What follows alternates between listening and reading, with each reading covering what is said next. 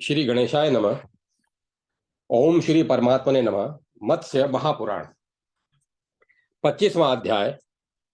कच्छ का शिष्य भाव से शुक्राचार्य और देवयोनि की सेवा में संलग्न होना और अनेक कष्ट सहने के पश्चात मृत संजीवनी विद्या प्राप्त करना। ऋषियों ने पूछा, सुत जी, अनुज होकर भी पुरु वंश भूतल पर श्रेष्ठता को क्यों प्राप्त हुआ और ज्येष्ठ होने हुए भी यदु का वंश राज्य लक्ष्मी से हीन क्यों हो गया? इसका तथा ययाति के चरित्र का विस्तार पूर्वक वर्णन कीजिए, क्योंकि यह पुण्यप्रद, आयुवर्धक और देवताओं द्वारा भी अभिनंदनीय है। सुत जी कहते हैं, ऋषियों, पूर्व काल में शतानिके ने भी महर्षि शौनक से ययाति के इसी पुण्यप्रद, परम पवित्र, आयुवर्धक एवं महत्वशाली चरित्र के विषय में इस प्रकार प्रश्न किया था। शतानिकी ने पूछा, तपोधन, हमारे पूर्वज महाराज ययाति ने, जो प्रजापति से 10वीं पीढ़ी के में उत्पन्न हुए थे, शुक्राचार्य की अत्यंत दुर्लभ पुत्री देवयानी को पत्नी रूप में कैसे प्राप्त किया? वे इस वृतांत को विस्तार के साथ सुनना चाहता हूं। मैं इस वृतांत को विस्तार के साथ सुनना चाहता हूं। आप मुझसे पुरु के सभी वंश प्रवर्तक राजाओं का क्रमशः पृथक पृथक वर्णन कीजिए। शौनक जी ने कहा, राजस्तम, राजऋषि ययाति देवराज इंद्र के समान तेजस्वी थे। पूर्व काल में शुक्राचार्य और वृष पर्वों ने ययाति का अपनी अपनी कन्या के पति रूप में जिस प्रकार वर्ण किया था, वह सब प्रसंग तुम्हारे पूछने पर मैं तुमसे कहूंगा। साथ ही यह भी बताऊंगा कि नहुष नंदन ययाति तथा देवयानी का संयोग किस प्रकार हुआ। एक समय चराचर प्राणियों सहित समस्त त्रिलोकी के ऐश्वर्य के लिए देवताओं और असुरों में परस्पर बड़ा भारी संघर्ष हुआ। उसमें विजय पाने की इच्छा से देवताओं ने यज्ञ कार्य के लिए अंगिरा मुनि के पुत्र बृहस्पति का पुरोहित के पद पर वर्ण किया और दैत्यों ने शुक्राचार्य को पुरोहित बनाया। वे दोनों ब्राह्मण सदा आपस में बहुत लाग डांट रखते थे। देवता इस युद्ध में आए हुए जिन दानवों को मारते थे, उन्हें शुक्राचार्य अपनी संजीवनी विद्या के बल से पुनः जीवित कर देते थे। वे पुनः उठकर देवताओं से युद्ध करने लगते, परंतु असुरगण युद्ध के मुहाने पर जिन देवताओं को मारते, उन्हें उदार बुद्धि बृहस्पति जीवित नहीं कर पाते, क्योंकि शक्तिशाली शुक्राचार्य जिस संजीवनी विद्या को जानते थे, उसका ज्ञान बृहस्पति को न था। इससे देवताओं को बड़ा विषाद हुआ। देवता शुक्राचार्य के भय से उद्विग्न हो गए। तब वे बृहस्पति के ज्येष्ठ पुत्र कच्छ के पास जाकर बोले, ब्रह्मन, हम तुम्हारी शरण में हैं। तुम हमें अपनाओ और हमारी उत्तम सहायता करो। अमित तेजस्वी ब्राह्मण शुक्राचार्य के पास जो मृत संजीवनी विद्या है, उसे तुम शीघ्र सीख लो। इससे तुम हम देवताओं के साथ यज्ञ के भाग प्राप्त कर सकोगे। राजा वृषपर्वा के समीप तुम्हें विप्रवर शुक्राचार्य का दर्शन हो सकता है। वहां रहकर वे दानवों की रक्षा करते हैं, किंतु जो दानव नहीं है, उनकी रक्षा नहीं करते। उनकी आराधना करने के लिए तुम्हारे अतिरिक्त दूसरा कोई समर्थ नहीं है। उन महात्मा की प्यारी पुत्री का नाम देवयानी है। उसे अपनी सेवाओं द्वारा तुम ही प्रसन्न कर सकते हो। दूसरा कोई इसमें समर्थ नहीं है। अपने शील स्वभाव, उदारता, मधुर व्यवहार, सदाचार तथा इंद्रिय संयम द्वारा देवयानी को संतुष्ट कर लेने पर तुम निश्चय ही उस विद्या को प्राप्त कर लोगे। तब बहुत अच्छा कहकर बृहस्पति पुत्र कच्छ देवताओं से सम्मानित हो वहां से वर्ष परवा के समीप गया। राजन, देवताओं द्वारा भेजा गया कच्छ दे पर तुरंत दानवराज वृषपर्वा के नगर में जाकर शुक्राचार्य से मिला और उन्हें प्रणाम करके इस प्रकार बोला, भगवन, मैं अंगिरा ऋषि का पौत्र तथा साक्षात बृहस्पति का पुत्र हूँ। मेरा नाम कच्छ है। आप मुझे अपने शिष्य के रूप में ग्रहण करें। ब्राह्मण, आप मेरे गुरु हैं। मैं आपके समीप रहकर 1000 वर्षों तक उत्तम ब्रह्मचर्य का पालन करूंगा। इसके लिए आप मुझे अनुमति दें। शुक्राचार्य ने कहा, कच्छ, तुम्हारा भली भांति स्वागत है। मैं तुम्हारी प्रार्थना स्वीकार करता हूँ। तुम मेरे लिए आदर के पात्र हो, अतः मैं तुम्हारा सम्मान एवं सत्कार करूंगा। तुम्हारे आदर सत्कार से मेरे द्वारा बृहस्पति का ही आदर सत्कार होगा। शौनक जी कहते हैं, तब कच्छ ने बहुत अच्छा कहकर महाकांतिमान कवि पुत्र शुक्राचार्य के आदेश के अनुसार स्वयं ब्रह्मचर्य व्रत ग्रहण किया। राजन, नियत समय तक के लिए व्रत की दीक्षा लेने वाले कच्छ को शुक्राचार्य ने भली भांति अपना लिया। कच्छ आचार्य शुक्र तथा उनकी पुत्री देवयानी दोनों की नित्य आराधना करने लगा। वह नवयुवक था और जवानी में प्रिय लगने वाले कार्य गायन और नृत्य करके भांति भांति के बाजे बजाकर देवयानी को संतुष्ट रखता था। आचार्य कन्या देवयानी भी युवा अवस्था में पदार्पण कर चुकी थी। कच्छ उसके लिए फूल और फल ले आता तथा उसकी आज्ञा के अनुसार कार्य करता। इस प्रकार उसकी सेवा में संलग्न रहकर वह सदा उसे प्रसन्न रखता था। देवयानी भी नियम पूर्वक ब्रह्मचर्य धारण करने वाले कच्छ के ही समीप रहकर गाती और आमोद प्रमोद करती हुई एकांत में उसकी सेवा करती थी। इस प्रकार वहां रहकर ब्रह्मचर्य व्रत का पालन करते हुए कच्छ के 500 वर्ष व्यतीत हो गए। तब दानवों को यह बात मालूम हुई। तदंतर कच्छ को वन के एकांत प्रदेश में अकेले गऊएं चराते देख बृहस्पति से के द्वेष से और संजीवनी विद्या की रक्षा के लिए क्रोध में भरे हुए दानवों ने कच्छ को मार डाला। उन्होंने मारने के बाद उसके शरीर को टुकड़े टुकड़े कर कुत्तों और सियारों को बांट दिया। उस दिन गौएं बिना रक्षक के ही अपने स्थान पर लौटी। जब देवयानी ने देखा गौओं को वन से लौट आई, गौएं तो वन से लौट आईं, पर उनके साथ कच्छ नहीं है। तब उसने उस समय अपने पिता से इस प्रार्थना कहा, इस प्रकार कहा, प्रभो, आपने अग्निहोत्री कर लिया और सूर्यदेव भी अस्ताचल को चले गए। गौएं भी आज बिना रक्षक के ही लौट आई हैं। तात, तो भी कच्छ नहीं दिखाई देता। पिताजी, अवश्य ही कच्छ या तो मारा गया है या पकड़ लिया गया है। मैं आपसे सच कहती हूं, मैं उसके बिना जीवित नहीं रह सकूंगी। शुक्राचार्य ने कहा, बेटी, चिंता न करो। मैं मरे हुए कच्छ को अभी आओ आओ इस प्रकार मैं मरे हुए कच्छ को अभी आओ आओ इस प्रकार बुलाकर जीवित किए देता हूं। ऐसा कहकर उन्होंने संजीवनी विद्या का प्रयोग किया और कच्छ को पुकारा। फिर तो गुरु के पुकारने पर सरस्वती नंदन कच्छ दूर से ही दौड़ पड़ा और शुक्राचार्य के निकट आकर उन्हें प्रणाम कर बोला, गुरु, राक्षसों ने मुझे मार डाला था। पुनः देवयानी ने स्वेच्छानुसार वन से पुष्प लाने के लिए कच्छ को आज्ञा दी। तब ब्राह्मण कच्छ सनातन ब्रह्म वेद का पाठ करते हुए वन में गया। दानवों ने वन में उसे पुष्पों का चयन करते हुए देख लिया। तत्पश्चात असुरों ने दूसरी बार मारकर आग में जलाया और उसकी जली हुई लाश का चूर्ण बनाकर मदिरा में मिला दिया और उसे शुक्राचार्य को ही पिला दिया। तब देवयानी पुनः अपने पिता से यह बात बोली, पिताजी, आज मैंने उसे फूल लाने के लिए भेजा था, परंतु अभी तक वह दिखाई नहीं दिया। तात, जान पड़ता है कि वह मार दिया गया या मर गया। मैं आपसे सच कहती हूं, मैं उसके बिना जीवित नहीं रह सकती।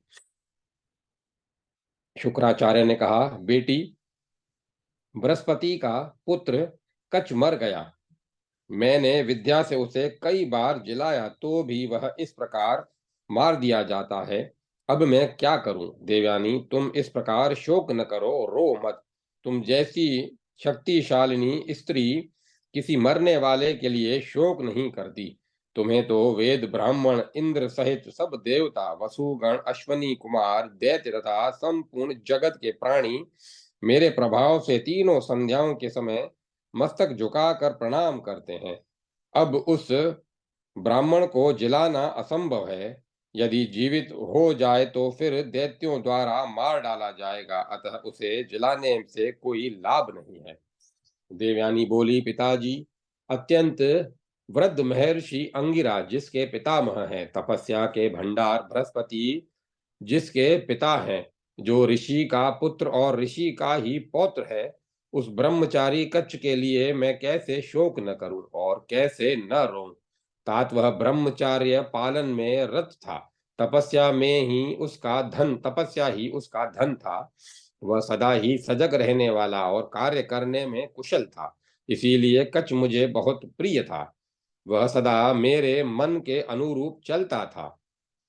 अब मैं भोजन का त्याग कर दूंगी और कच्छ जिस मार्ग पर गया है वहीं मैं भी चली जाऊंगी।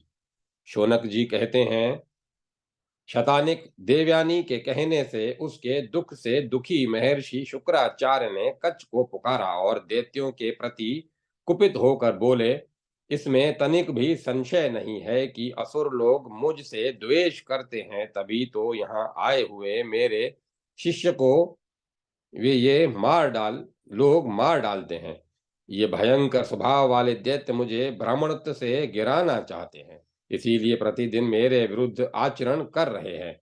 इस पाप का परिणाम यहाँ अवश्य प्रकट होगा।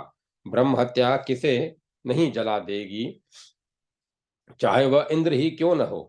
तब गुरु ने विद्या का प्रयोग करके बुलाया। तब उनके पेट में बैठा हुआ कच्छ भयभीत हो धीरे से बोला। उसकी आवाज सुनकर शुक्राचार्य ने पूछा, वत्स, किस मार्ग से जाकर तुम मेरे उदर में स्थित हो गए? ठीक ठीक बताओ। कच्छ ने कहा, गुरुदेव, आपके प्रसाद से मेरी स्मरण शक्ति के ने साथ नहीं छोड़ा है। जो बात जैसे हुई वह सब मुझे स्मरण है। इस प्रकार पेट फाड़ कर निकल जाने से मेरी तपस्या का नाश होगा। वह न हो इसीलिए मैं यहाँ घोर कलेश सहन करता हूँ। आचार्यपाद, असुरों ने मुझे मारकर मेरे शरीर को जलाया और चूर्ण बना दिया, फिर उसे मदिरा में मिलाकर आपको पिला दिया। विप्रवर, आप ब्राह्मी, आसुरी और देवी तीनों प्रकार की माया को जानते हैं। आपके होते हुए कोई अन्य मायाओं का उल्लंघन कैसे कर सकता है? शुक्राचार्य बोले, बेटी देवयानी, अब तुम्हारे लिए कौन सा प्रिय कार्य करूं? मेरे वध से ही कच्छ का जीवित होना संभव है। मेरे उदर को विदीर्ण करने के अतिरिक्त और कोई ऐसा उपाय नहीं है जिससे मेरे शरीर में बैठा हुआ कच्छ बाहर दिखाई दे। देवयानी ने कहा, पिताजी, कच्छ का नाश और आपका वध, ये दोनों ही शोक अग्नि के समान मुझे जला देंगे। कच्छ के नष्ट होने पर मुझे शांति नहीं मिलेगी और आपके मरने पर मैं जीवित न रह सकूंगी। शुक्राचार्य बोले, बृहस्पति के पुत्र कच्छ, अब तुम सिद्ध हो गए, क्योंकि तुम देवयानी के भक्त हो और वह तुम्हें चाहती है। यदि कच्छ के रूप में तुम इंद्र नहीं हो तो मुझसे मृत संजीवनी विद्या ग्रहण करो। केवल एक ब्राह्मण को छोड़कर दूसरा कोई ऐसा नहीं है जो मेरे पेट से पुनः जीवित निकल सके। इसीलिए तुम विद्या ग्रहण करो, तात मेरे इस शरीर से जीवित निकलकर मेरे लिए पुत्र के तुल्य हो मुझे पुनः जिला देना। मुझ गुरु से विद्या प्राप्त करके विद्वान हो जाने पर भी मेरे प्रति धर्म युक्त दृष्टि से ही देखना। शौनक जी कहते हैं, शतानिक, गुरु से संजीवनी विद्या प्राप्त करके विप्रवर कच्छ तत्काल ही महर्षि शुक्राचार्य का पेट फाड़कर ठीक उसी तरह निकल आया, जैसे दिन बीतने पर पूर्णिमा की संध्या के समय हिमालय पर्वत के श्वेत शिखर को भेद कर चंद्रमा प्रकट हो जाते हैं। मूर्तिमान वेद राशि के तुल्य शुक्राचार्य को भूमि पर पड़ा देख कच्छ ने भी अपने मरे हुए गुरु को संजीवनी विद्या को प्राप्त कर लेने पर गुरु को प्रणाम कर वह उस प्रकार बोला, जो लोग निधियों के भी निधि, श्रेष्ठ लोगों को भी वरदान देने वाले, मस्तक पर हिमालय पर्वत के समान श्वेत केशधारी पूजनीय गुरुदेव का उनसे विद्या प्राप्त करके भी आदर नहीं करते, वे प्रतिष्ठा रहित होकर पाप पूर्ण लोकों नरकों में जाते हैं। शौनक जी कहते हैं, शतानिक विद्वान शुक्राचार्य मदिरा पान से ठगे गए थे और उस अत्यंत भयानक परिस्थिति को पहुंच गए थे जिसमें तनिक भी चेत नहीं रह जाता। मदिरा से मोहित होने के कारण ही वे उस समय अपने मन के अनुकूल चलने वाले प्रिय शिष्य ब्राह्मण कुमार कच्छ को भी पी गए थे। यह सब देख और सोचकर वे महानुभाव कविपुत्र शुक्र कुपित हो उठे। मदिरा पान के प्रति उनके मन में क्रोध और घृणा का भाव जाग उठा और उन्होंने ब्राह्मणों का हित करने की इच्छा से स्वयं इस प्रकार घोषणा की। शुक्राचार्य ने कहा, आज से इस जगत का जो कोई भी मंद बुद्धि ब्राह्मण अज्ञान से भी मदिरा पान करेगा, वह धर्म से भ्रष्ट हो ब्रह्म हत्या के पाप का भागी होगा तथा इहलोक और परलोक दोनों में निंदित होगा। धर्म शास्त्रों में ब्राह्मण धर्म की जो सीमा निर्धारित की गई है, उसी में मेरे द्वारा स्थापित की हुई यह मर्यादा भी रहे और संपूर्ण लोक में मान्य हो। साधु पुरुष ब्राह्मण गुरुओं के समीप अध्ययन करने वाले शिष्य देवता और समस्त जगत के मनुष्य मेरी बांधी हुई इस मर्यादा को अच्छी तरह सुन लें। शौनक जी कहते हैं, ऐसा कहकर बृहस्पति की निधियों की निधि अप्रेमय शक्तिशाली महानुभाव शुक्राचार्य ने इस प्रकार कहकर तपस्या की निधियों की निधि अप्रेमय शक्तिशाली महानुभाव शुक्राचार्य ने देव ने जिनकी बुद्धि को मोहित कर दिया था, उन दानवों को बुलाया और इस प्रकार कहा। शुक्राचार्य ने कहा, दानवों, तुम सब बड़े मूर्ख हो, मैं तुम्हें बताए देता हूँ। महात्मा कच्छ मुझसे संजीवनी विद्या पाकर सिद्ध हो गया है। इसका प्रभाव मेरे ही समान है। यह ब्राह्मण ब्रह्म स्वरूप है। शौनक जी कहते हैं, कच्छ ने इस प्रकार 1000 वर्षों तक गुरु के समीप रहकर अपना व्रत पूरा कर लिया। तब घर जाने की अनुमति तब गुरु से घर जाने की अनुमति मिल जाने पर उसने देवलोक में जाने का विचार किया। इस प्रकार श्री मत्स्य महापुराण के सोमवंश वर्णन प्रसंग में ययाति चरित्र नामक 25वां अध्याय संपूर्ण हुआ। जय माता सरस्वती। जय मां सरस्वती। 26वां अध्याय देवयानी का कच्छ से पाणी ग्रहण के लिए अनुरोध, कच्छ की अस्वीकृता तथा दोनों का एक दूसरे को शाप देना। शौनक जी कहते हैं, जब कच्छ का व्रत समाप्त हो गया और गुरु शुक्राचार्य ने उसे जाने की आज्ञा दे दी, तब वह देवलोक जाने को उद्यत हुआ। उस समय देवयानी ने उससे इस प्रकार कहा। देवयानी बोली, महर्षि अंगिरा के पुत्र, तुम सदाचार, उत्तम कुल विद्या, तपस्या तथा इंद्रिय संयम आदि से बड़ी शोभा पा रहे हो। महायशस्वी महर्षि अंगिरा जिस प्रकार मेरे पिताजी के लिए माननीय हैं, उसी प्रकार तुम्हारे पिता बृहस्पति जी मेरे लिए आदरणीय तथा पूज्य हैं। तपोधन, ऐसा जानकर मैं जो कहती हूँ उस पर विचार करो। तुम जब व्रत और नियमों के पालन में लगे थे, उन दिनों मैंने तुम्हारे साथ जो बर्ताव किया, आशा है तुम उसे भूले नहीं होंगे। अब तुम व्रत समाप्त करके अपनी अभिष्ट विद्या प्राप्त कर चुके हो। मैं तुमसे प्रेम करती हूँ, तुम मुझे स्वीकार करो। अतः वैदिक मंत्रों के उच्चारण पूर्वक विधिवत मेरा पाणी ग्रहण करो। कच्छ ने कहा, निर्दोष अंगों वाली देवयानी, जैसे तुम्हारे पिता शुक्राचार्य मेरे लिए पूजनीय और माननीय हैं, वैसे ही तुम हो, बल्कि उनसे भी बढ़कर मेरी पूजनीय हो। भद्रे, महात्मा भार्गव को तुम प्राणों से भी अधिक प्यारी हो। गुरुपुत्री होने के कारण धर्म की दृष्टि से मेरी सदा पूजनीय हो। देवयानी, जैसे मेरे गुरुदेव तुम्हारे पिता शुक्राचार्य सदा मेरे माननीय हैं, उसी प्रकार तुम हो। अतः तुम्हें मुझसे ऐसी बात नहीं करनी चाहिए।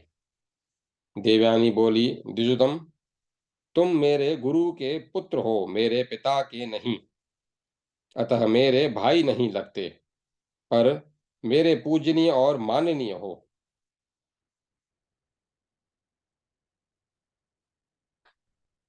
कच्छ, जब असुर तुम्हें बार बार मार डालते थे, तब से लेकर आज तक तुम्हारे प्रति मेरा जो प्रेम रहा है, उसे तुम ही स्मरण करो।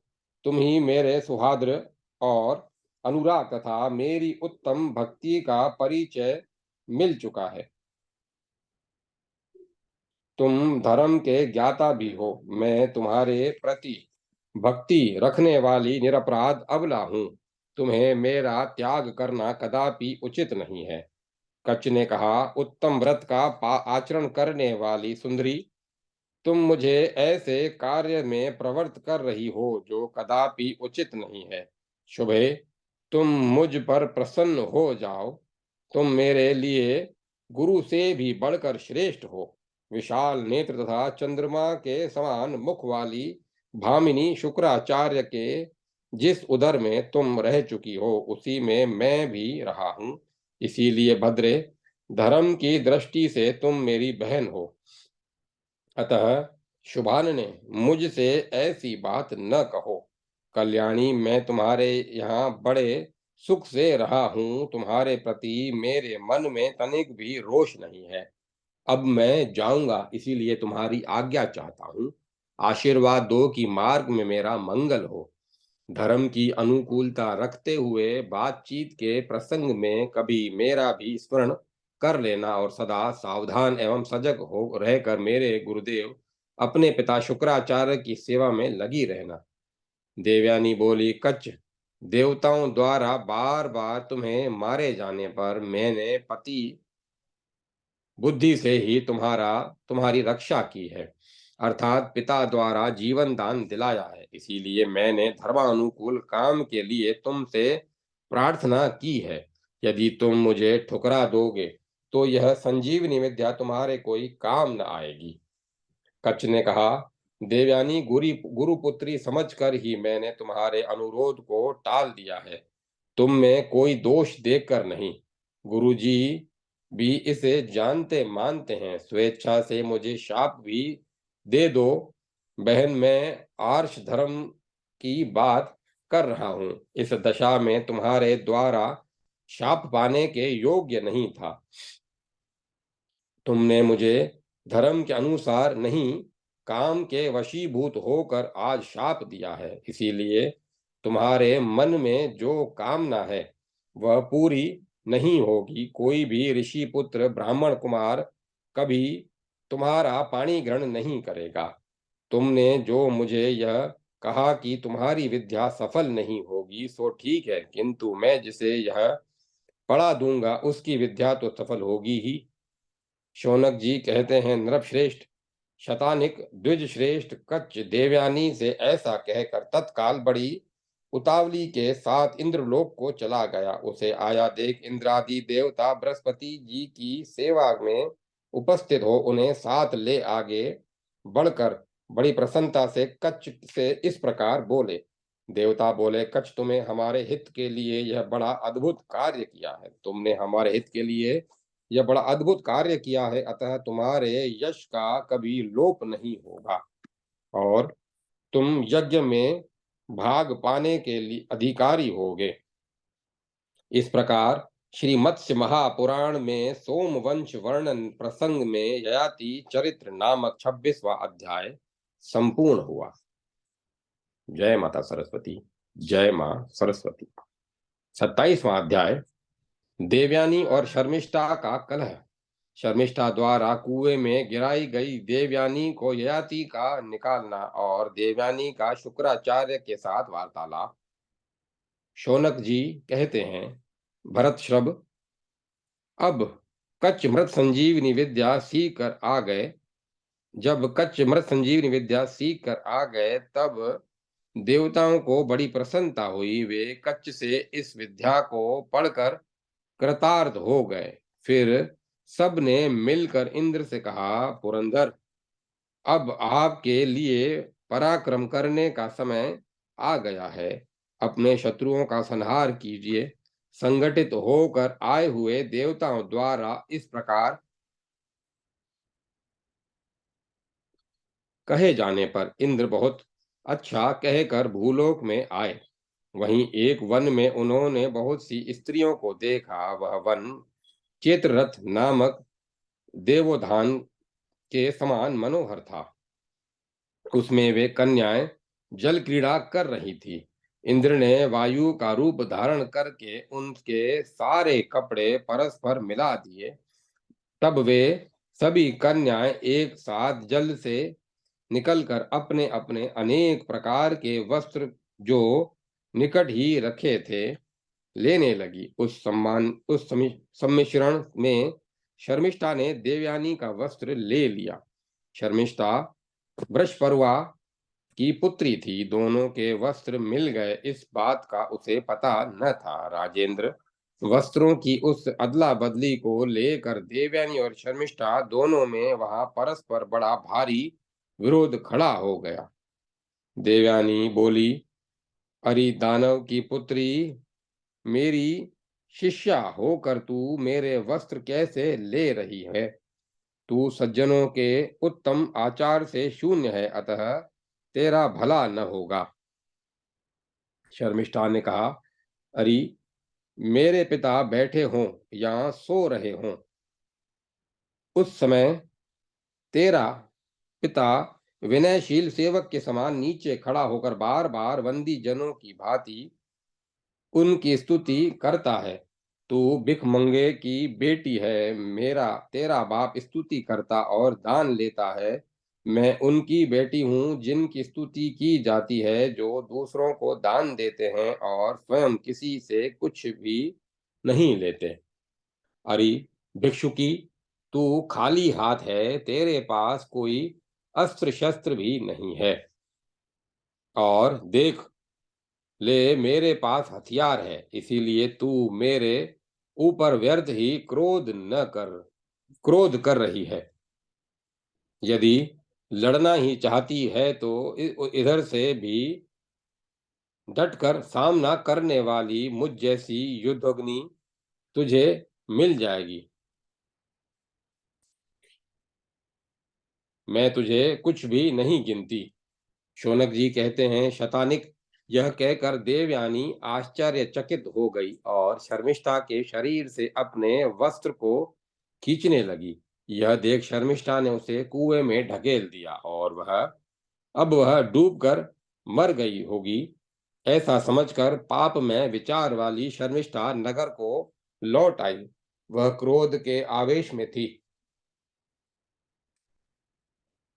अतः देवयानी की ओर देखे बिना घर लौट गई। तदंतर नहुष पुत्र याति उस स्थान पर आए। उन्हें रथ के वाहन तथा अन्य घोड़े भी थक गए थे। उनके रथ के वाहन तथा अन्य घोड़े भी थक गए थे। वे भी थकावट से चूर हो गए थे। वे एक हिंसक पशु को पकड़ने के लिए उसके पीछे पीछे आए थे और प्यास से कष्ट पा रहे थे।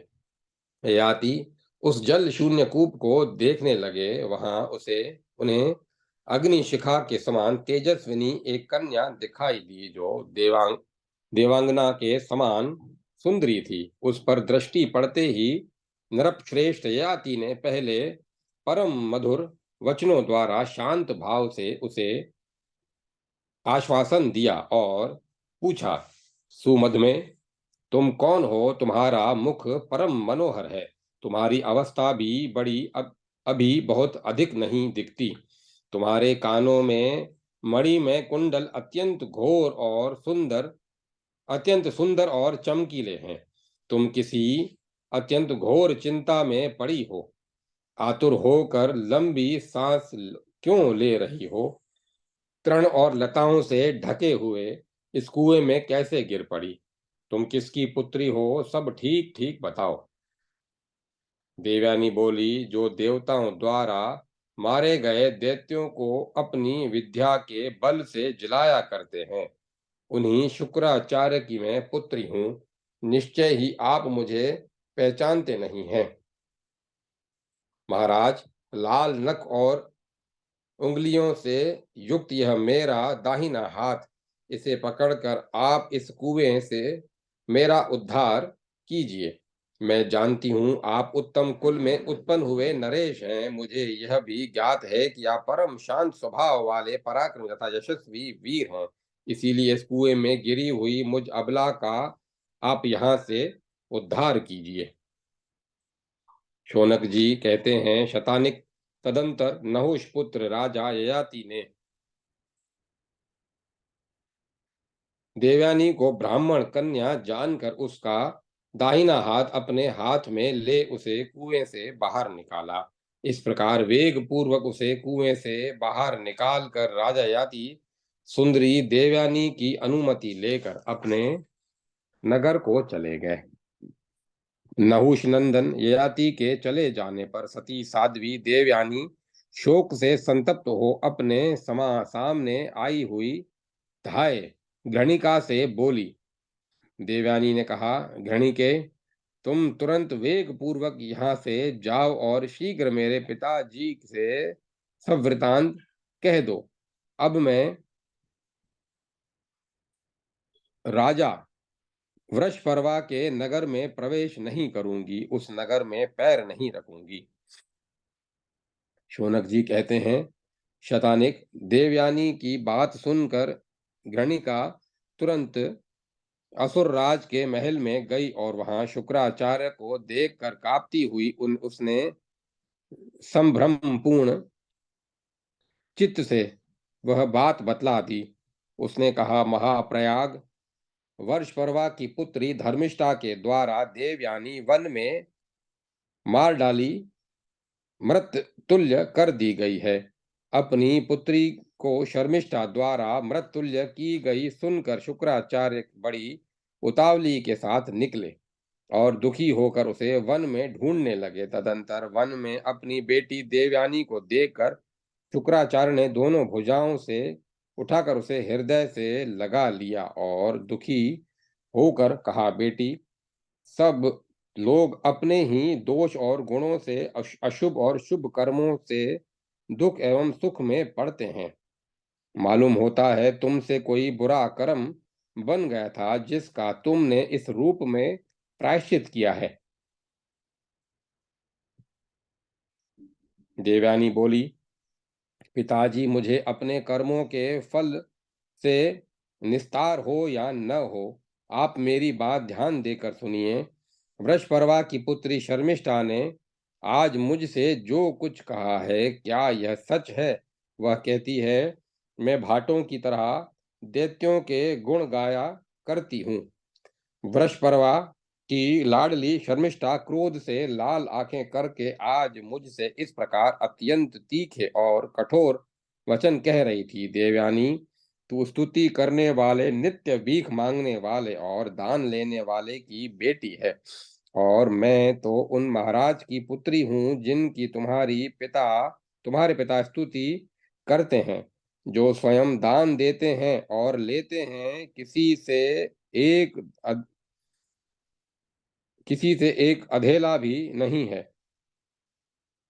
जो स्वयं दान देते हैं और लेते एक अधेला भी नहीं है।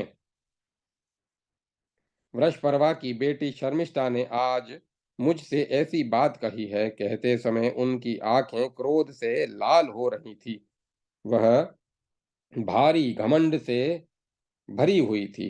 तात, यदि सचमुच में स्तुति करने वाले और दान लेने वाले की बेटी हूं तो मैं शर्मिष्ठा को अपने सेवाओं द्वारा प्रसन्न करूंगी। यह बात मैंने अपनी सखी से कह दी थी। मेरे ऐसा कहने पर भी अत्यंत क्रोध में भरी हुई शर्मिष्ठा ने उस निर्जन वन में मुझे पकड़कर कुएं में ढकेल दिया।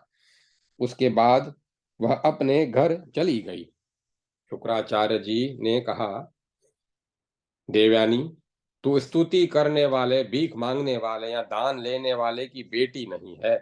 तू उस पवित्र ब्राह्मण की पुत्री है जो किसी की स्तुति नहीं करता और जिसकी सब लोग स्तुति करते हैं।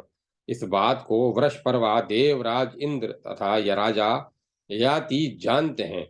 निर्द्वंद अचिंत्य ब्रह्म ही मेरा ऐश्वर्य युक्त बल है। इस प्रकार श्री मत्स्य महापुराण में सोमवंश वर्णन प्रसंग में याति चरित्र नामक 27वां अध्याय संपूर्ण हुआ। जय माता सरस्वती। जय मां सरस्वती। 28वां अध्याय शुक्राचार्य द्वारा देवयानी को समझाना और देवयानी का असंतोष। शुक्राचार्य ने कहा, बेटी देवयानी, तुम इसे निश्चय जानो, जो मनुष्य सदा दूसरों के कठोर वचन, दूसरों द्वारा की हुई अपनी निंदा को सह लेता है, उसने मानो इस संपूर्ण जगत पर विजय प्राप्त कर ली। जो उभरे हुए क्रोध को घोड़े के समान वश में कर लेता है, वही सत्पुरुषों द्वारा सच्चा सारथी कहा गया है। जो केवल बागडोर या लगाम पकड़कर लटकता रहता है, वह नहीं। देवयानी, जो उत्पन्न हुए क्रोध को अक्रोध क्षमा भाव द्वारा मन से निकाल देता है, समझ लो उसने संपूर्ण जगत को जीत लिया। जैसे सांप पुरानी केचुल छोड़ता है, और उसी प्रकार जो मनुष्य उभरने वाले क्रोध को वही क्षमा द्वारा त्याग देता है, वही श्रेष्ठ पुरुष कहा गया है। जो श्रद्धा पूर्वक धर्माचरण करता है, कड़ी से कड़ी निंदा सह लेता है और दूसरे के सताने पर भी दुखी नहीं होता, वही सब पुरुषार्थों का सुदृढ़ पात्र है। एक व्यक्ति जो 100 वर्षों तक प्रत्येक मास में अश्वमेध यज्ञ करता जाता है, और दूसरा जो किसी पर भी क्रोध नहीं करता, उन दोनों में क्रोध न करने वाला ही श्रेष्ठ है। अबोध बालक और बालिकाएं अज्ञानवश आपस में जो वेर विरोध करते हैं, उनका उसका अनुकरण समझदार मनुष्यों को नहीं करना चाहिए, क्योंकि वे नादान बालक दूसरों के बलाबल को नहीं जानते। देवयानी बोली, पिताजी, यद्यपि मैं अभी नादान बालिका हूं, फिर भी धर्म अधर्म का अंतर समझती हूं। क्षमा और निंदा की सबलता और निर्बलता का भी मुझे ज्ञान है। परंतु जो शिष्य होकर भी शिष्योचित बर्ताव नहीं करते, अपना हित चाहने वाले गुरु को उसकी दृढ़ता क्षमा नहीं करनी चाहिए, धृष्टता क्षमा नहीं करनी चाहिए। इसीलिए इन संकीर्ण आचार विचार वाले दानवों के बीच निवास करना अब मुझे अच्छा नहीं लगता। जो पुरुष दूसरों के सदाचार और कुल की निंदा करते हैं, उन पापपूर्ण विचार वाले मनुष्यों में कल्याण की इच्छा वाले विद्वान पुरुष का नहीं रहना चाहिए। जो लोग आचार व्यवहार अथवा कुलीनता की प्रशंसा करते हों, उन साधु पुरुषों में ही निवास करना चाहिए, और वहीं निवास श्रेष्ठ कहा जाता है। तात, वृषपर्वा की पुत्री शर्मिष्ठा ने जो अत्यंत भयंकर दुर्वचन कहा है, वह मेरे हृदय को ठीक उसी तरह मथ रहा है जैसे अग्नि प्रकट करने की इच्छा वाला पुरुष अरणि काष्ठ का मंथन करता है। इससे बढ़कर महान दुख की बात मैं तीनों लोकों में और कुछ नहीं मानती। जो स्वयं श्री हरि जो स्वयं श्री हीन होकर शत्रुओं की चमकती हुई सातिशय लक्ष्मी की उपासना करता है, उस दुखी मनुष्य का तो सर उस दुखी मनुष्य का तो मर जाना ही अच्छा है। इस प्रकार श्री मत्स्य पुराण में ययाति चरित्र विषयक 28वां अध्याय संपूर्ण हुआ। जय माता सरस्वती। जय मां सरस्वती। 29वां अध्याय शुक्राचार्य का वर्ष परवा को फटकारना तथा उसे छोड़कर जाने के लिए उदत होना और वृषपर्वा के आदेश से शर्मिष्ठा का देवयानी की दासी बनकर शुक्राचार्य तथा देवयानी को संतुष्ट करना। शौनक जी कहते हैं, शतानिक, देवयानी की बात सुनकर भृगु श्रेष्ठ शुक्राचार्य बड़े क्रोध में भरकर वृषपर्वा के समीप गए। वह राज सिंहासन पर बैठा हुआ था। शुक्राचार्य जी ने बिना कुछ सोचे विचारे उससे इस प्रकार कहना आरंभ किया, राजन, जो लोक में अधर्म किया जाता है उसका फल तुरंत नहीं मिलता।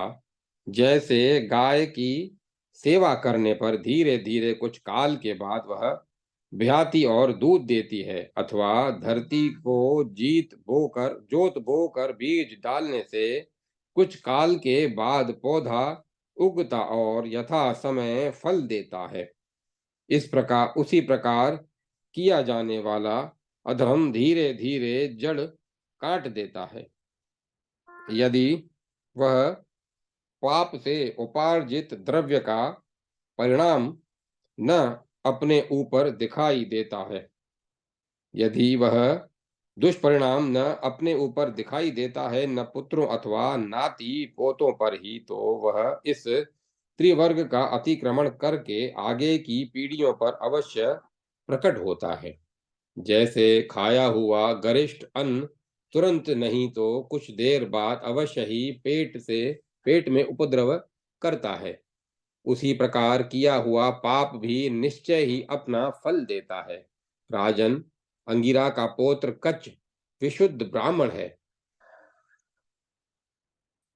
वह स्वभाव से ही निष्पाप और धर्मज्ञ है तथा उन दोनों इन दिनों मेरे घर में रहकर निरंतर मेरी सेवा में संलग्न था, परंतु तुमने उसका बार बार वध करवाया था।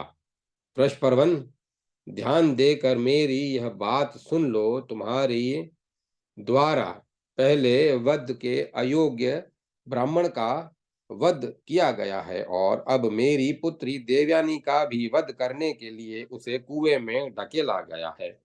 इन दोनों हत्याओं के कारण मैं तुमको और तुम्हारे भाई बंधुओं को त्याग दूंगा। राजन, तुम्हारे राज्य में और कोई स्थान नहीं है और कोई राजन, तुम्हारे राज्य में और तुम्हारे साथ में एक क्षण भी नहीं ठहर सकूंगा।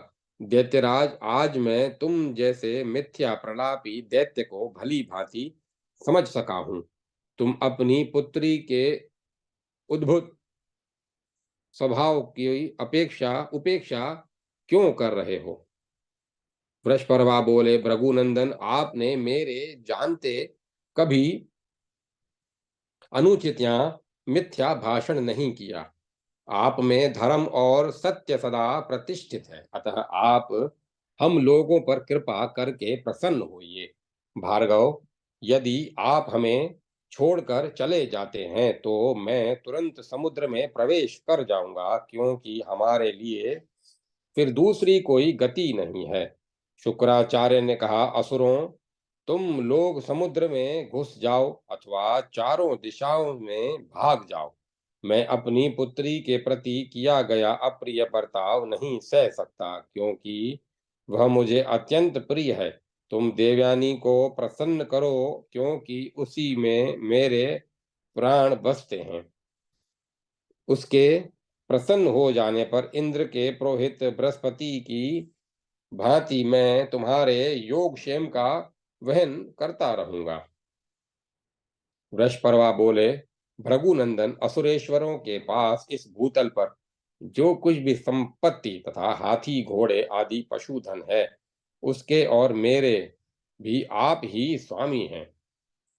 शुक्राचार्य ने कहा, महान असुर दैत्यराजों का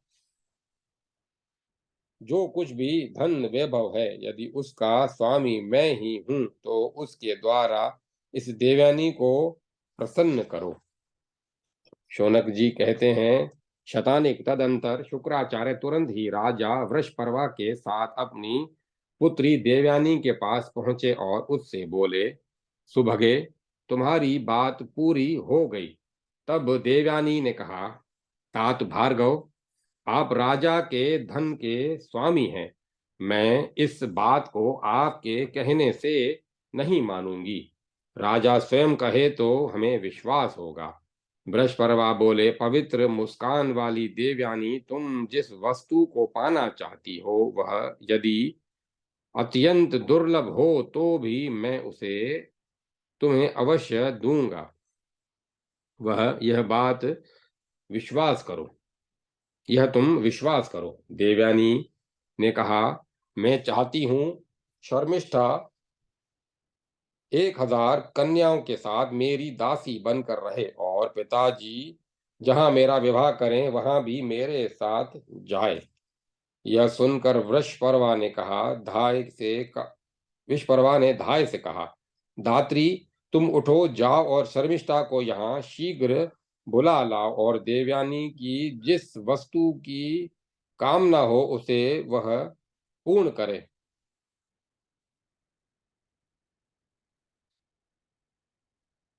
शर्मिष्ठा बोली, यदि इस प्रकार देवयानी के लिए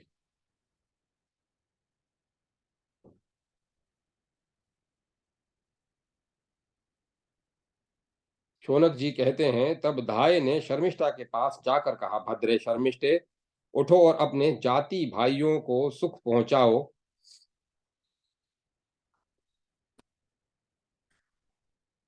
पाप रहित राजकुमारी आज शुक्राचार्य देवयानी के कहने से अपने शिष्यों यजमानों को त्याग रहे हैं।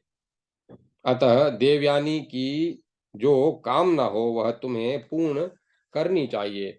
सुशोभने, तुम देवयानी की दासी बनाई गई हो। शर्मिष्ठा बोली, यदि इस प्रकार देवयानी के लिए ही शुक्राचार्य जी मुझे बुला रहे हैं, तो देवयानी जो कुछ चाहती है वह सब राज आज से मैं करूंगी।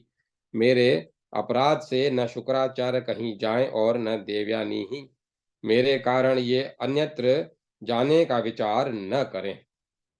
शौनक जी कहते हैं, शतानिक, तदंतर पिता की आज्ञा से राजकुमारी शर्मिष्ठा शिविका पर आरूढ़ हो तुरंत राजधानी से बाहर निकली।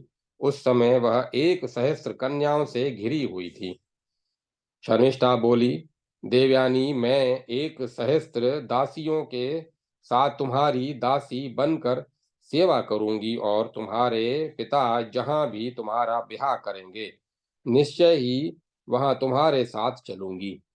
देवयानी ने कहा, अरे, मैं तो स्तुति करने वाले और दान लेने वाले भिक्षुक की पुत्री हूँ और तुम उस बड़े बाप की बेटी हो जिसकी मेरे पिता स्तुति करते हैं। फिर मेरी दासी बनकर कैसे रहोगी? शर्मिष्ठा बोली, जिस किसी उपाय से भी संभव हो अपने विपदग्रस्त जाति भाइयों को सुख पहुंचाना चाहिए। इसीलिए तुम्हारे पिता जहां तुम्हें देंगे वहां भी मैं तुम्हारे साथ चलूंगी। शौनक जी कहते हैं, नृपश्रेष्ठ, तब वृषपर्वा की पुत्री ने दासी होने की प्रतिज्ञा कर ली।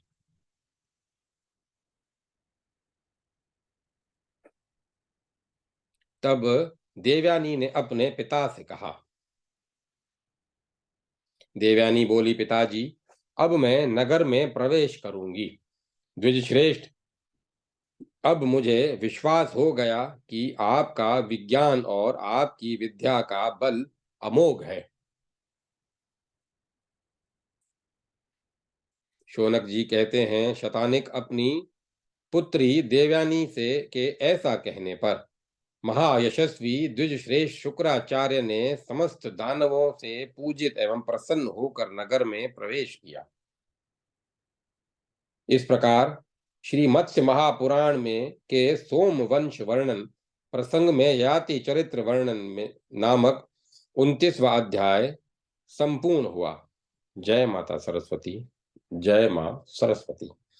30वां अध्याय सखियों सहित देवयानी और शर्मिष्ठा का वन विहार, राजा ययाति का आगमन, देवयानी के साथ बातचीत तथा विवाह। शौनक जी कहते हैं, नृपश्रेष्ठ, तदंतर दीर्घ काल के पश्चात उत्तम वर्ण वाली देवयानी फिर उसी वन में विहार के लिए गई। उस समय उसके साथ 1000 दासियां सहित शर्मिष्ठा भी सेवा में उपस्थित थी। वन में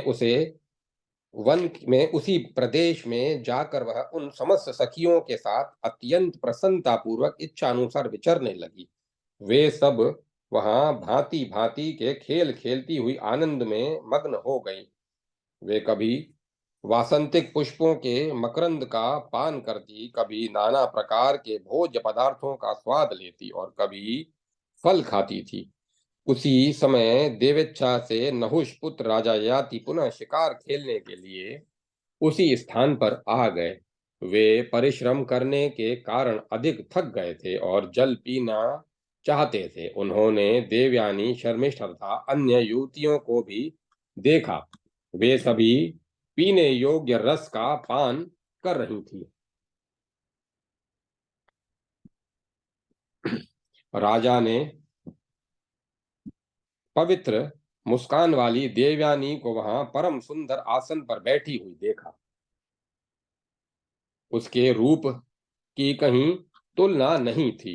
वह सुंदरी उन स्त्रियों के मध्य में बैठी हुई थी और शर्मिष्ठा उसकी चरण सेवा कर रही थी। याति ने पूछा, 2000 कुमारी सखियों से घिरी हुई कन्याओं, मैं आप दोनों के गोत्र और नाम पूछ रहा हूँ। शुभे, आप दोनों अपना परिचय दें। देवयानी बोली, महाराज, मैं स्वयं परिचय देती हूँ, आप मेरी बात सुने।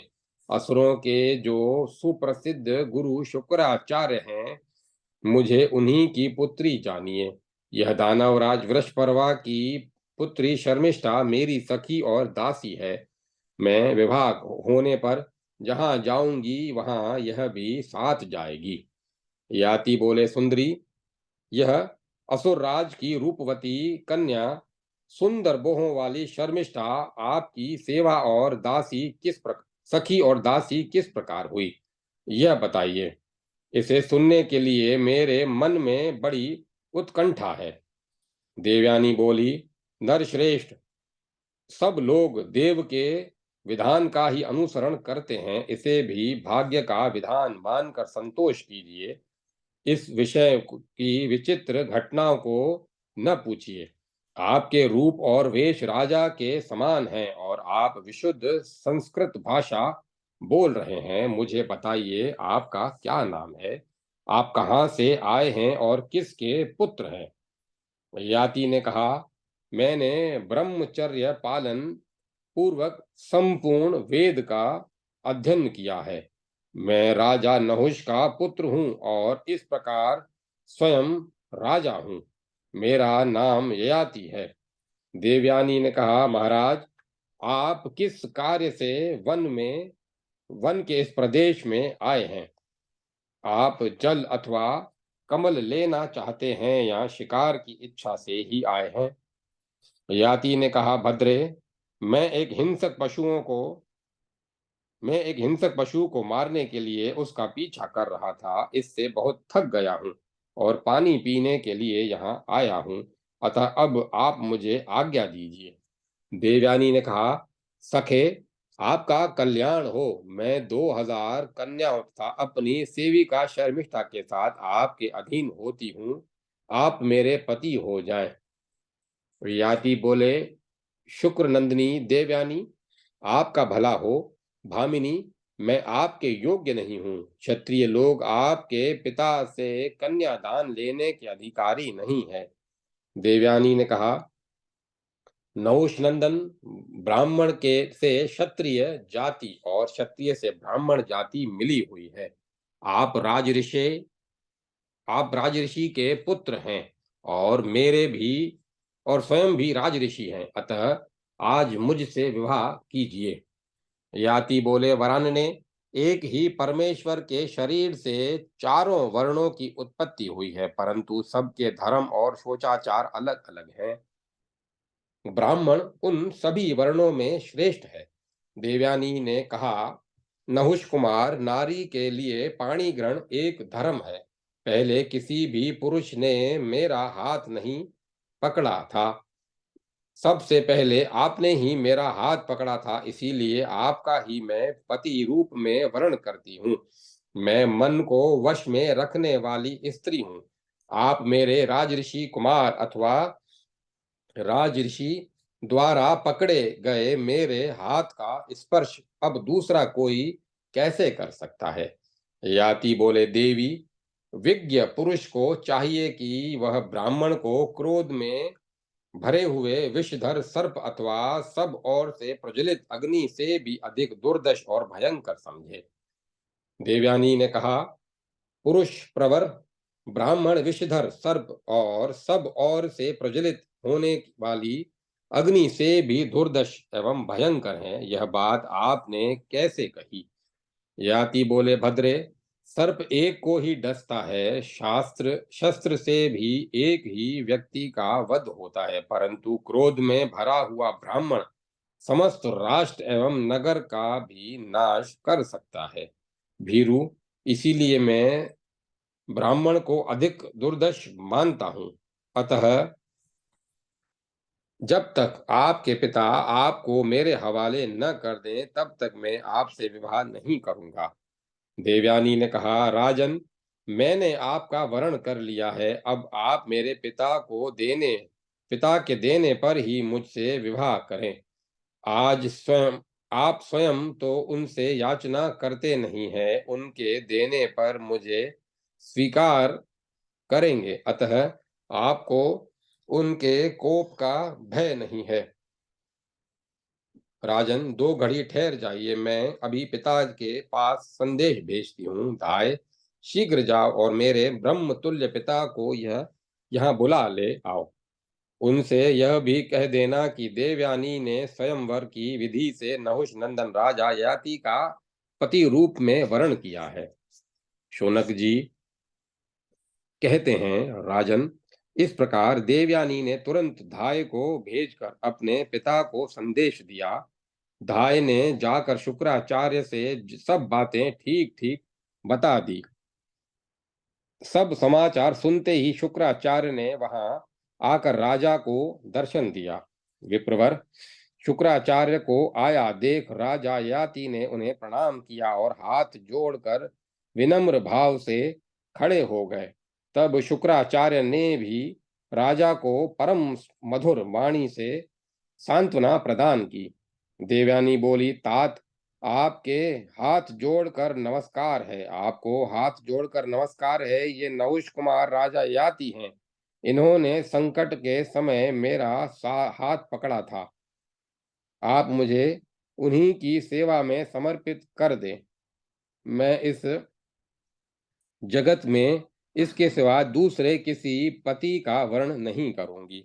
शुक्राचार्य ने कहा, वीर मनोष नंदन, मेरी इस लाडली पुत्री ने तुम्हें पति रूप में वर्ण किया है, अतः मेरी दी हुई इस कन्या को तुम अपनी पटरानी के रूप में ग्रहण करो। याति बोले, भार्गव ब्राह्मण, मैं आपसे यह वर मांगता हूं कि इस विवाह में यह प्रत्यक्ष दिखने वाला वर्ण संकर जनित महान अधर्म मेरा स्पर्श न करे। शुक्राचार्य ने कहा, राजन, मैं तुम्हें अधर्म से मुक्त करता हूं, तुम्हारी जो इच्छा हो वर मांग लो। विवाह को लेकर तुम प्रशंसा के पात्र बन जाओगे। मैं तुम्हारे सारे पाप को दूर करता हूं। तुम सुंदर मुस्कान वाली देवयानी को धर्म पूर्वक अपनी स्त्री बनाओ और उसके साथ रहकर अतुल सुख एवं प्रसन्नता प्राप्त करो। महाराज, वृषपर्वा की पुत्री यह कुमारी शर्मिष्ठा भी तुम्हें समर्पित है। इसका सदा आदर करना, किंतु उसे अपनी सेज पर कभी न सुलाना। तुम्हारा कल्याण हो। इस शर्मिष्ठा को एकांत में बुलाकर न तो इससे बात करना और न इसके शरीर का स्पर्श ही करना। अब तुम विवाह करके इसे देवयानी को अपनी पत्नी बनाओ। इससे तुम्हें इच्छानुसार फल की प्राप्ति होगी। शौनक जी कहते हैं, शतानिक शुक्राचार्य के ऐसा कहने पर राजा ययाति ने उनकी परिक्रमा की और शास्त्रोक्त विधि से मंगलमय विवाह कार्य संपन्न किया। पुनः उन महात्मा की आज्ञा ले नृपश्रेष्ठ ययाति बड़े हर्ष के साथ अपनी राजधानी में चले गए। इस प्रकार श्री मत्स्य महापुराण के सोमवंश वर्णन प्रसंग में ययाति चरित्र नामक 30वां अध्याय संपूर्ण हुआ। जय माता सरस्वती। जय मां सरस्वती। 31वां अध्याय, ययाति से देवयानी को पुत्र प्राप्ति। ययाति और शर्मिष्ठा का एकांत मिलन और उनसे एक पुत्र का जन्म। शौनक जी कहते हैं, शतानिक ययाति की राजधानी महेंद्रपुरी अमरावती के समान थी। उन्होंने वहां आकर देवयानी को अंतःपुर में स्थान दिया तथा उसी की अनुमति से अशोक वाटिका के समीप एक महल बनवाकर उसमें वृषपर्वा की पुत्री शर्मिष्ठा को उसकी 1000 दासियों के साथ ठहराया और उन सब के लिए अन्न, वस्त्र तथा पेय आदि की अलग अलग व्यवस्था कर दी। देवयानी ययाति के साथ परम रमणीय और मनोहर अशोक वाटिका में आती और शर्मिष्ठा के साथ वन विहार करके उसे वहीं छोड़कर स्वयं राजा के साथ महल में चली जाती थी। इस तरह वह बहुत समय तक प्रसन्नता पूर्वक आनंद भोगती रही। नहुष कुमार राजा ययाति ने देवयानी के साथ बहुत वर्षों तक देवताओं की भांति विहार किया। वे उसके साथ बहुत प्रसन्न और सुखी थे। ऋतु काल आने पर सुंदरी देवयानी ने गर्भ धारण किया और समय अनुसार प्रथम पुत्र को जन्म दिया। इधर 1000 वर्ष व्यतीत हो जाने पर युवा अवस्था को प्राप्त हुई वृषपर्वा की पुत्री कमल नयनी शर्मिष्ठा ने अपने को रजस्वलावस्था में देखा और चिंता मग्न हो मन ही मन कहने लगी, मुझे ऋतु काल प्राप्त हो गया, परंतु अभी तक मैंने पति का वरण नहीं किया। यह कैसी परिस्थिति आ गई? अब क्या करना चाहिए अथवा क्या करने से सुख होगा? देवयानी तो पुत्रवती हो गई, किंतु मुझे जो युवा अवस्था प्राप्त हुई है वह व्यर्थ जा रही है। जिस प्रकार उसने पति का वरण किया है, उसी तरह मैं भी उन्हीं महाराज का क्यों न पति के रूप में वरण कर लूं। मेरे याचना करने पर राजा मुझे पुत्र रूप फल दे सकते हैं। इस बात का मुझे पूरा विश्वास है, परंतु क्या वे धर्मात्मा नरेश इस समय मुझे एकांत में दर्शन देंगे? शौनक जी कहते हैं, शतानिक शर्मिष्ठा इस प्रकार विचार कर ही रही थी कि राजा याति उसी समय देववश महल से बाहर निकले और अशोक वाटिका के निकट शर्मिष्ठा को देखकर आश्चर्यचकित हो गए। मनोहर हास वाली शर्मिष्ठा ने उन्हें एकांत में अकेला देखा। तब उसने आगे बढ़कर उनकी अगवानी की तथा हाथ जोड़कर राजा से यह बात कही। शर्मिष्ठा ने कहा, नहुष नंदन, चंद्रमा, इंद्र, वायु, यम अथवा वरुण ही क्यों न हो, आपके महल में कौन किसी स्त्री की ओर दृष्टि डाल सकता है? अतएव मैं यहाँ सर्वथा सुरक्षित हूँ। महाराज, मेरे रूप, कुल और शील कैसे हैं, यह तो आप सदा से ही जानते हैं, मैं आज आपको प्रसन्न करने करके यह प्रार्थना करती हूँ कि मुझे ऋतु दान कीजिए, मेरे ऋतु काल को सफल बनाइए। याति ने कहा, शर्मिष्ठे, तुम दैत्य राज की सुशील और निर्दोष कन्या हो।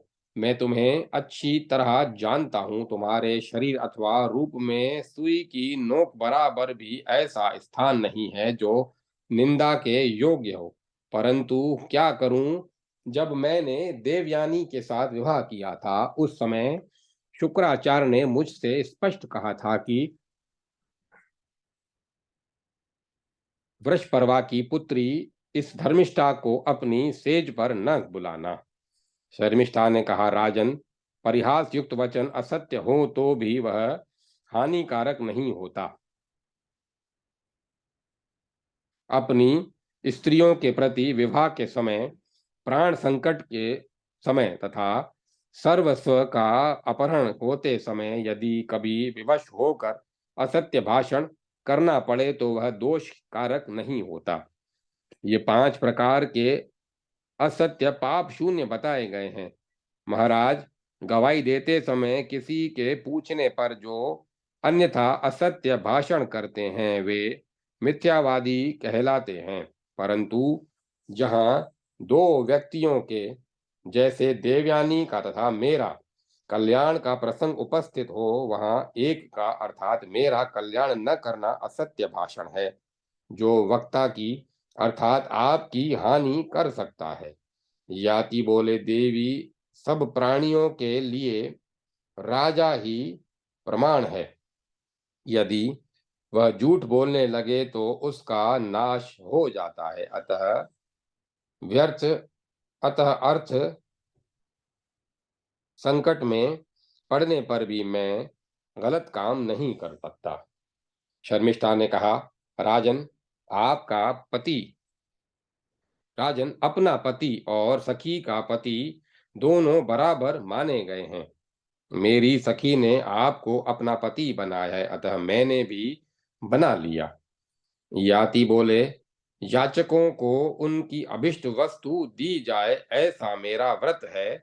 तुम भी मुझसे अपने मनोरथ की याचना करती हो, अतः बताओ, मैं तुम्हारा कौन सा प्रिय कार्य करूं। शर्मिष्ठा ने कहा, राजन, मुझे अधर्म से बचाइए और धर्म का पालन कराइए। मैं चाहती हूँ आपसे संतानवती होकर इस लोक में उत्तम धर्म का आचरण करूं। महाराज, 3 व्यक्ति धन के अधिकारी नहीं होते, पत्नी, दास और पुत्र। उनकी संपत्ति भी उसी की होती है जहां ये जाते जिसके अधिकार में रहते हैं। अर्थात पत्नी के धन पर पति का, सेवक के धन पर स्वामी का और पुत्र के धन पर पिता का अधिकार होता है। मैं देवयानी की सेविका हूँ और देवयानी आपके अधीन है, अतः राजन, वह और मैं दोनों ही आपके सेवक अपनाने योग्य हैं। इसीलिए आप मुझे भी अंगीकार कीजिए। शौनक जी कहते हैं, शर्मिष्ठा के ऐसा कहने पर राजा ने उसकी बातों को ठीक समझा। उन्होंने शर्मिष्ठा का सत्कार किया और धर्मानुसार उसे अपनी भार्या बनाया। फिर शर्मिष्ठा के साथ सहवास करके एक दूसरे का आदर सत्कार करने के पश्चात दोनों जैसे आए थे वैसे ही अपने अपने स्थान पर चले गए। सुंदर बहों वाली पूर्व वृक्षपर्वा वृक्षपूर्वा कुमारी शर्मिष्ठा ने उस सहवास से में नृपश्रेष्ठ याति से प्रथम गर्भ धारण किया। शतानिक तदंतर समय आने पर कमल के समान नेत्रों वाली शर्मिष्ठा ने देव बालक जैसे सुंदर एवं सूर्य के समान तेजस्वी एक कुमार को उत्पन्न किया। इस प्रकार श्री मत्स्य महापुराण के सोमवंश वर्णन प्रसंग में ययाति चरित्र नामक 31वां अध्याय संपूर्ण हुआ। जय माता सरस्वती। जय मां सरस्वती।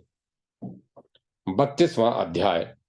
देवयानी और शर्मिष्ठा का संवाद ययाति से शर्मिष्ठा के पुत्र होने की बात जानकर देवयानी का रूठना और अपने पिता के पास जाना तथा शुक्राचार्य का ययाति को बूढ़े होने का शाप देना। शौनक जी कहते हैं, भारत, पवित्र मुस्कान वाली ये देवयानी ने सब सुना कि शर्मिष्ठा के पुत्र हुआ है। तब वह दुख से पीड़ित हो शर्मिष्ठा के व्यवहार को लेकर बड़ी चिंता में पड़ गई। वह शर्मिष्ठा के पास गई और इस प्रकार बोली, सुंदर बोहों वाली शर्मिष्ठे, तुमने काम लोलुप होकर यह कैसा पाप कर डाला। शर्मिष्ठा बोली, सखी, कोई धर्मात्मा ऋषि आए थे जो वेदों के पारंगत विद्वान थे। मैंने उन वरदायक ऋषि से धर्मानुसार काम की याचना की। शुचि स्मृते, मैं न्याय विरुद्ध काम का आचरण नहीं करती। उन ऋषि से ही मुझे संतान पैदा हुई है, यह तुमसे सत्य कहती हूँ। देवयानी ने कहा, शर्मिष्ठे, यदि ऐसी बात है, तुमने यदि ज्येष्ठ और श्रेष्ठ द्विज से संतान प्राप्त की है तो तुम्हारे ऊपर मेरा क्रोध नहीं रहा। भीरु, यदि ऐसी बात है तो बहुत अच्छा हुआ। यह उन द्विज के गोत्र, नाम और कुल का कुछ परिचय मिला है। क्या उन द्विज के गोत्र, नाम और कुल का कुछ परिचय मिला है? मैं उनको जानना चाहती हूँ। शर्मिष्ठा बोली, शुचि स्मृते, मैं अपने तप और तेज से मैं अपने तप और तेज से सूर्य की भांति प्रकाशित हो रहे वे अपने तप और तेज से सूर्य की भांति प्रकाशित हो रहे थे। उन्हें देखकर मुझे कुछ पूछने का साहस ही न हुआ।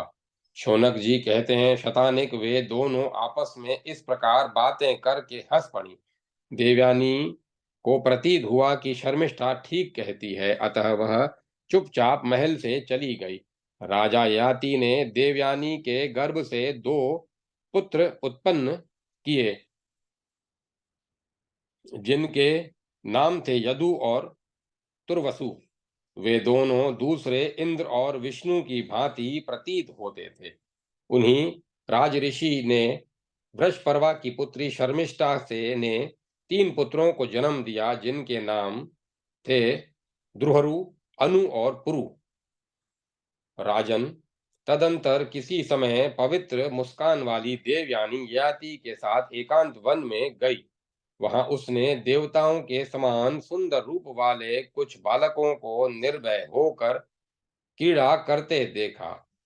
उन्हें देखकर वह आश्चर्यचकित हो इस प्रकार बोली।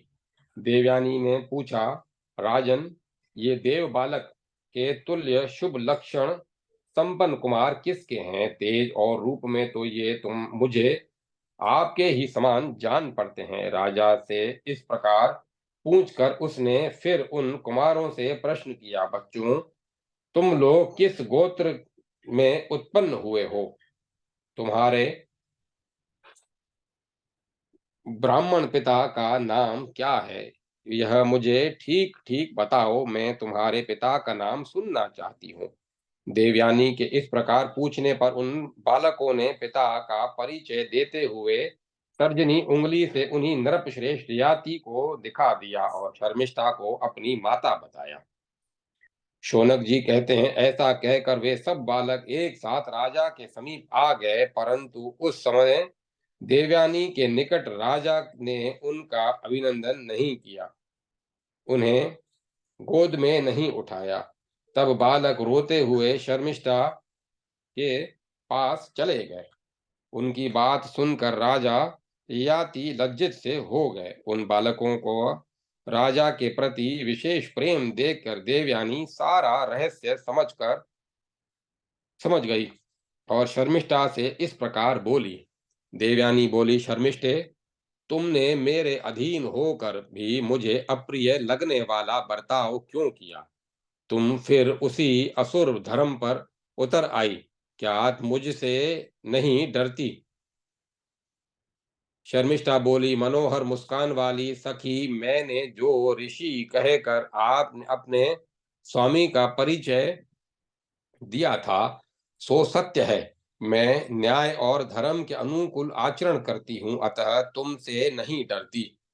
जब तुमने राजा का पति रूप में वर्ण किया था, उसी समय मैंने भी कर लिया। शोभने, तुम श्रेष्ठ और ज्येष्ठ हो, ब्राह्मण पुत्री हो, अतः मेरे लिए माननीय एवं पूजनीय हो, परंतु ये राजऋषि मेरे लिए तुमसे भी अधिक पूजनीय हैं। क्या यह बात तुम नहीं जानती? शुभ है तुम्हारा पति और मेरे गुरु शुक्राचार्य जी तुम्हारे शुभ है तुम्हारे पिता और मेरे गुरु शुक्राचार्य जी ने हम दोनों को एक ही साथ महाराज की सेवा में समर्पित किया है। तुम्हारे पति और पूजनीय महाराज ययाति भी मुझे पालन करने योग्य मानकर मेरा पोषण करते हैं। शौनक जी कहते हैं, शर्मिष्ठा का यह वचन सुनकर देवयानी ने कहा, राजन, अब मैं यहाँ नहीं रहूंगी। आपने मेरा अत्यंत अप्रिय किया है। ऐसा कहकर तरुणी देवयानी आंखों में आंसू भरकर सहसा उठी और तुरंत ही शुक्राचार्य जी के पास जाने के लिए वहां से चल दी। यह देख उस समय राजा याति व्यथित हो गए। वे व्याकुल हो देवयानी को समझाते हुए उसके पीछे पीछे गए, किंतु वह नहीं लौटी। उसकी आंखें क्रोध से लाल हो रही थी। वह राजा से कुछ न बोलकर केवल नेत्रों से आंसू बहाए जाती थी। कुछ ही देर में वह कवि पुत्र शुक्राचार्य के पास पहुंची। पिता को देखते ही वह प्रणाम करके उनके सामने खड़ी हो गई। तदंतर राजा याति ने भी शुक्राचार्य की वंदना की। देवयानी ने कहा, पिताजी, अधर्म ने धर्म को जीत लिया। नीच की उन्नति हुई और उच्च की अवनति। वृषपर्वा की पुत्री शर्मिष्ठा मुझे लांग कर आगे बढ़ गई। इन महाराज याति से ही उसके 3 पुत्र हुए हैं, किंतु तात मुझ भाग्यहीना के 2 ही पुत्र हुए हैं। यह मैं आपसे ठीक बता रही हूँ। भृगुश्रेष्ठ, ये महाराज धर्मज्ञ के रूप में प्रसिद्ध हैं, किंतु इन्होंने मर्यादा का उल्लंघन किया है। कवि नंदन, यह मैं आपसे व्यर्थ यथार्थ कह रही हूँ। शुक्राचार्य ने ययाति से कहा, महाराज, तुमने धर्मज्ञ होकर भी अधर्म को प्रिय मानकर उसका आचरण किया है। इसीलिए जिसको जीतना कठिन है, वह वृद्धा अवस्था तुम्हें शीघ्र ही धर दबोचेगी। ययाति बोले, भगवान, दानवराज की पुत्री मुझसे ऋतु दान मांग रही थी, अतः मैंने धर्म सम्मत मानकर यह कार्य किया, किसी दूसरे विचार से नहीं।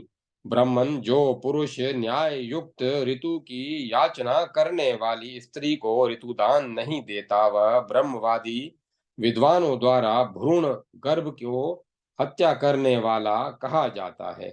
जो न्याय सम्मत कामना से युक्त गम्या स्त्री के द्वारा एकांत में प्रार्थना करने पर उसके साथ समागम नहीं करता, वह धर्म शास्त्र के विद्वानों द्वारा गर्भ या ब्राह्मण की हत्या करने वाला बताया जाता है। ब्राह्मण, मेरा यह व्रत है कि मुझसे कोई जो भी वस्तु मांगे उसे वह अवश्य दे दूं। आपके ही द्वारा मुझे सौंपी हुई धर्मिष्ठा इस जगत में दूसरे किसी पुरुष को अपना पति बनाना नहीं चाहती थी, अतः उसकी इच्छा पूर्ण करना धर्म समझकर मैंने ऐसा किया। यह आप इसके लिए मुझे क्षमा करें। भृगु श्रेष्ठ, इन्हीं सब कारणों का विचार करके अधर्म के भय से उद्विग्न हो मैं शर्मिष्ठा के पास गया था। शुक्राचार्य ने कहा, राजन, तुम्हें इस विषय में मेरे आदेश का भी ध्यान रखना तुम्हें इस विषय में मेरे आदेश का भी ध्यान रखना चाहिए था, क्योंकि तुम मेरे अधीन हो। नहुष नंदन, धर्म के धर्म में मिथ्या आचरण करने वाले पुरुष को चोरी का पाप लगता है। शौनक जी कहते हैं, क्रोध में भरे हुए शुक्राचार्य के शाप देने पर नहुष पुत्र राजा ययाति उसी समय पूर्वावस्था यौवन का परित्याग करके तत्काल बूढ़े हो गए। ययाति बोले, भृगु श्रेष्ठ, मैं देवयानी के साथ युवा अवस्था में रहकर तृप्त नहीं हो सका हूं, अतः ब्राह्मण मुझ पर ऐसी कृपा कीजिए जिससे यह बुढ़ापा मेरे शरीर में प्रवेश न करे। शुक्राचार्य ने कहा, भूमिपाल, मैं झूठ नहीं बोलता, बूढ़े तो तुम हो ही गए, किंतु तुम्हें इतनी सुविधा देता हूं कि यदि चाहो तो किसी दूसरे से जवानी लेकर इस बुढ़ापा को उसके शरीर में डाल सकते हो। याति बोले, ब्राह्मण, मेरा जो पुत्र अपने युवा अवस्था मुझे दे, वही पुण्य और कीर्ति का भागी होने के साथ ही मेरे राज्य का भी भागी हो। शुक्राचार्य जी, आप इसका अनुमोदन करें। शुक्राचार्य ने कहा, यह नहुष नंदन, तुम भक्ति भाव से मेरा चिंतन करके अपनी वृद्धावस्था का इच्छानुसार दूसरे के शरीर में संचार कर सकोगे। इस दशा में तुम्हें पाप भी नहीं लगेगा। जो पुत्र तुम्हें प्रसन्नता पूर्वक अपनी युवा अवस्था देगा वही राजा होगा, साथ ही दीर्घायु, यशस्वी तथा अनेक संतानों से युक्त होगा। इस प्रकार श्री मत्स्य महापुराण के सोमवंश वर्णन प्रसंग में ययाति चरित्र नामक 32वां अध्याय पूर्ण हुआ। जय माता सरस्वती। जय मां सरस्वती। ओम नमो नारायण। ओम तत्सत। ओम तत्सत। ओम तत्सत। अब कथा को विराम दिया जाता है।